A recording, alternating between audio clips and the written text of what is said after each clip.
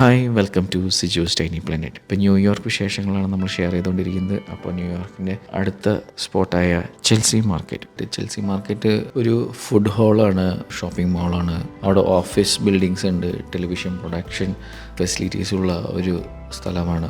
അങ്ങനെ പല രീതിയിലുള്ള ഒരു മാർക്കറ്റാണ് ചെൽസി മാർക്കറ്റ്. അത് സ്ഥിതി ചെയ്യുന്നത് മാൻഹാട്ടനിൽ, ന്യൂയോർക്ക് സിറ്റിയിലാണ്. ഞങ്ങൾ ആദ്യം ഈ ചെൽസി മാർക്കറ്റിൻ്റെ ഫ്രണ്ടിൽ കൂടെ പോയത് ഹൈലൈനിലൂടെ കടന്നു പോയപ്പോഴാണ്.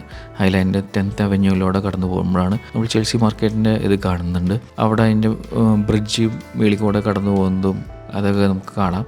1890 ആദ്യം ഇത് കൺസ്ട്രക്ട് ചെയ്തത്. അത് അന്നത്തെ നാഷണൽ ബിസ്ക്കറ്റ് കമ്പനി, അതായത് നമ്മുടെ ഓറിയോയുടെ മെയിൻ കമ്പനി സ്റ്റാർട്ട് ചെയ്തതാണ് അവിടെ. പിന്നീട് അത് ഗ്രാജുവലി അവിടെ പല സ്ഥാപനങ്ങളും വരികയും അങ്ങനെ ഭയങ്കരമായിട്ട് എസ്റ്റാബ്ലിഷ്ഡ് ആയിട്ട് മാറിയതാണ്. ഇപ്പം നമ്മളിപ്പോൾ ചെൽസി മാർക്കറ്റ് ഉള്ളിലേക്ക് കയറാണ്. ശരിക്കും പറഞ്ഞു കഴിഞ്ഞാൽ അതിൻ്റെ ഒരു എൻട്രൻസിലൂടെയാണ് കയറുന്നത്. ഇതിന് പല രീതിയിൽ പല സൈഡിൽ നിന്നും എൻട്രൻസുകളുണ്ട്. ഇപ്പോൾ ആദ്യം ഞങ്ങൾ ഹൈലൈനിലൂടെ കടന്നു പോയപ്പോൾ അവിടെ കുറേ ഫുഡ് കോർട്ട്സും ഫുഡ് കൗണ്ടേഴ്സും ഒക്കെ കണ്ടിരുന്നു.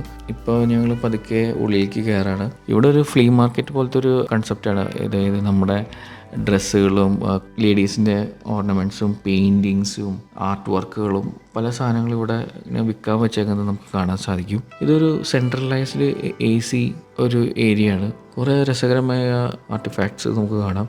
ആർട്ട് റിലേറ്റഡ് ആണ്. കുഞ്ഞു സ്റ്റോൾസാണ്. കുഞ്ഞു സ്റ്റോൾസ് ന്യൂയോർക്കിൻ്റെ സ്പെഷ്യൽ പെയിൻറ്റിങ്സും ന്യൂയോർക്കിന് റിലേറ്റഡ് ആയിട്ടുള്ള കുറേ സാധനങ്ങൾ നമുക്ക് അവിടെ സോവറിങ്സൊക്കെ നമുക്ക് കിട്ടും. അങ്ങനെ പല സംഭവങ്ങളും നമുക്ക് അവിടെ നിന്ന് കാണാൻ സാധിക്കും.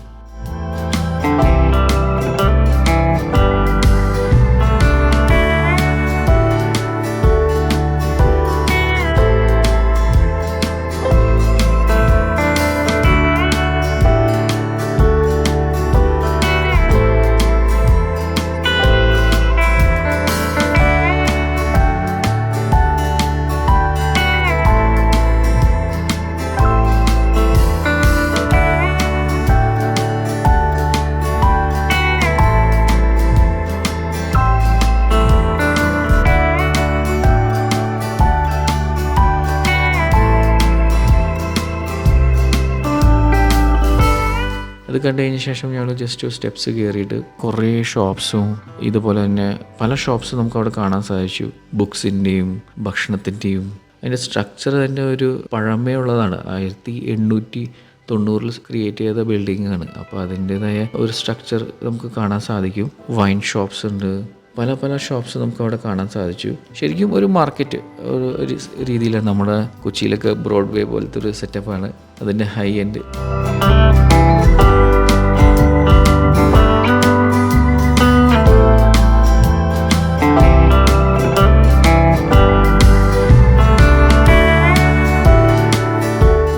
ഞങ്ങളൊരു ബുക്ക് സ്റ്റോറിലൊക്കെ കയറി കുറേ ബുക്സൊക്കെ സെർച്ച് ചെയ്തു.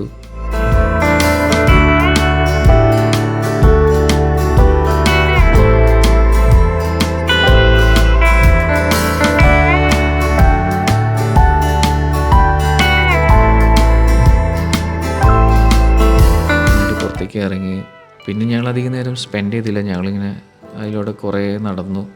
അതിൻ്റെ ഇടയ്ക്ക് ഇന്ത്യൻ ഒരു റെസ്റ്റോറൻറ്റൊക്കെ കണ്ടു. ഛോട്ടേ മിയ എന്ന് പറഞ്ഞിട്ടൊക്കെ റെസ്റ്റോറൻറ്റ്. അവിടെ മിഠായിയും അങ്ങനെ പല സംഭവങ്ങളാണ് അവിടെയും കൊടുക്കാൻ ചെയ്യുന്നത് ഇന്ത്യൻ തീമിൽ. അങ്ങനെ പല റെസ്റ്റോറൻറ്റ്സും നമ്മളവിടെ കണ്ടിരുന്നു.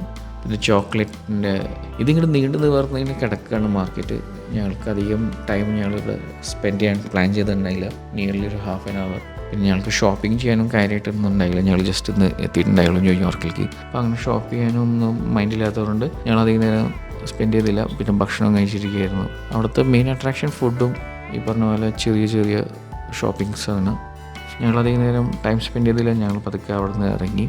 അതിൻ്റെ ഇടയിൽ കുറേ നല്ല വെള്ളം ഒഴുകുന്ന സീൻസും എലിവേറ്ററും പിന്നെ അതിൻ്റെ ഡോർസും ഇതൊക്കെ പഴമ തോന്നാവുന്ന ആൻറ്റിക് ലുക്കുള്ള ഡോർസും കാര്യങ്ങളൊക്കെയാണ്. എന്തായാലും അത് ഞങ്ങൾ എക്സ്പീരിയൻസ് ചെയ്തിട്ട് പതുക്കെ ഞങ്ങൾ അവിടെ നിന്ന് ഇറങ്ങി. ഇനി ഞങ്ങളുടെ ലക്ഷ്യപ്പെട്ട് ഞങ്ങൾ പോയത് എഡ്ജിലേക്കാണ്. അപ്പോൾ ഞങ്ങളുടെ നെക്സ്റ്റ് എപ്പിസോഡ് എഡ്ജായിരിക്കും. അപ്പോൾ thank you for watching this video. നിങ്ങൾക്ക് ഈ വീഡിയോ ഇഷ്ടമാവുകയാണെങ്കിൽ ലൈക്ക് ചെയ്യുക, ഷെയർ ചെയ്യുക, സബ്സ്ക്രൈബ് ചെയ്യുക. ഇനി അടുത്ത വീഡിയോയിൽ കാണാം. ബൈ.